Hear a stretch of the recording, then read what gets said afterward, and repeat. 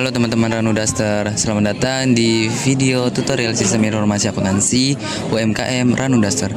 Nah, di video kali ini kita bakal bedah bareng-bareng gimana sih cara pakai sistem akuntansi biar pencatatan keuangan bisnis kita itu makin rapi dan anti ribet.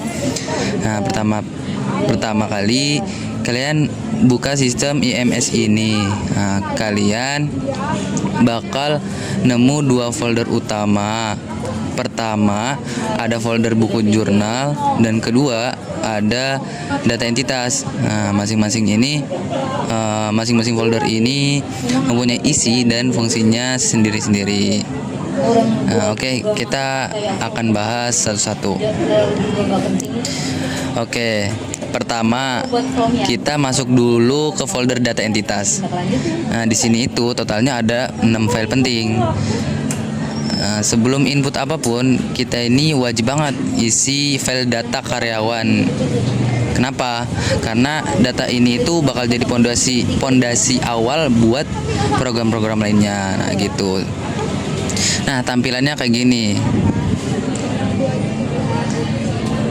Cara isinya gampang, tinggal masukin ID karyawan di sel A5, nama karyawan di B5, alamat di C5, nomor telepon di D5, dan posisi tugas mereka, misalnya penjahit atau yang jaga stand itu di sel E5. Oh iya, buat kolom ID penjualannya kalian diemin aja ya, soalnya bakal keisi otomatis kalau si karyawan tuh menangani penjualan. Oke, kita lanjut ke file kedua, yaitu data marketplace. Nah, file ini itu gunanya untuk mendeteksi pesanan kita itu asalnya dari toko online yang mana gitu. Nah, cara isinya itu ketik ID marketplace di sel A5, nama toko atau nama usaha itu di B5, dan tipe marketplace-nya itu di C5. Misalnya kayak Shopee atau Tokopedia. Sama kayak tadi, kolom ID penjualan nggak usah diapa-apain karena bakal otomatis keisi sendiri, seperti itu. Oke, kita lanjut. File ketiga adalah data pelanggan yang isi informasinya tentang pembeli kita. Di sini kalian tinggal input ID pelanggan di sel A5, nama pelanggan di B5, alamat mereka di D5, dan nomor HP di sel E5. Kolom ID penjualan kayak tadi sama didiemin aja karena bakal otomatis terhubung saat ada transaksi. Seperti itu teman-teman. Nah, sekarang kita buka file keempat. Ini nggak kalah penting nih, kayak apa ya, data stok buat mantau persediaan daster kita. Nah, cara ngisinya itu tulis nama produk di sel B5, harga barang di C5, dan jumlah stok awal daster kalian di sel D5. Kalau nanti ada barang baru datang, isi di kolom barang masuk, yaitu sel E5. Dan kalau ada daster yang terjual secara manual, isi di barang keluar sel F5. Nah, seperti itu. Keren ya, kolom stok sisa dan nilai persediaan akhir itu bakalan kehitung otomatis berkat formula sistem. Jadi kalian tuh nggak perlu pusing lagi tuh ngitung manual lagi.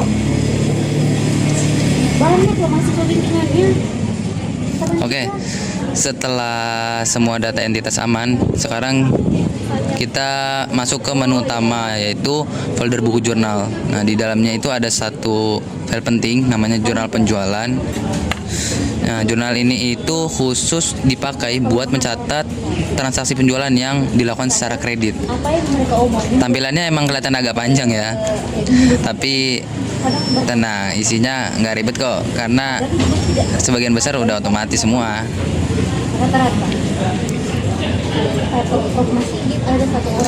Nah, kalau transaksinya beres dan barangnya mau dikirim,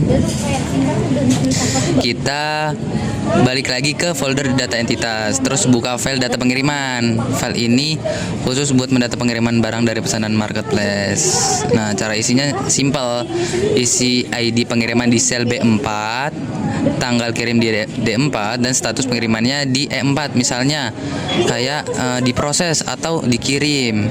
Nah, untuk kolom ID penjualan dan alamat ini kalian gak usah ngisi karena dia sistemnya udah bakal otomatis narik datanya. Nah, biasanya terakhir, biasanya manusia itu kan nggak luput dari kesalahan ya. Kadang ada aja yang pesanan daster tuh yang nggak sesuai dan dibalikin sama pelanggannya gitu. Nah, kalau itu terjadi langsung buka file data retur penjualan.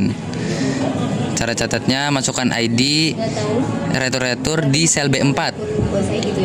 Nah, masukin ID pengiriman daster yang bermasalah tadi di sel C4.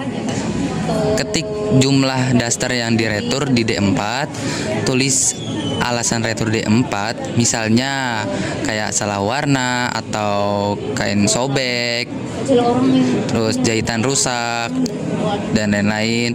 Nah, dan terakhir isi tanggal retur di sel F4. Seperti biasa, kolom ID penjualan bakal keisi otomatis. Nah, itu dia adalah panduan lengkap cara pakai IMS Ranu Duster dengan sistem yang serba otomatis ini. Pencatatan keuangan dan stok daster dijamin bakal jauh lebih rapi, transparan, dan pastinya mempermudah evaluasi bisnis kita ke depannya. Jangan lupa selalu teliti saat memasukkan ID ya, karena ID itulah kunci otomatisasi sistem kita. Terima kasih teman-teman, sampai jumpa di video tutorial berikutnya. Anjir.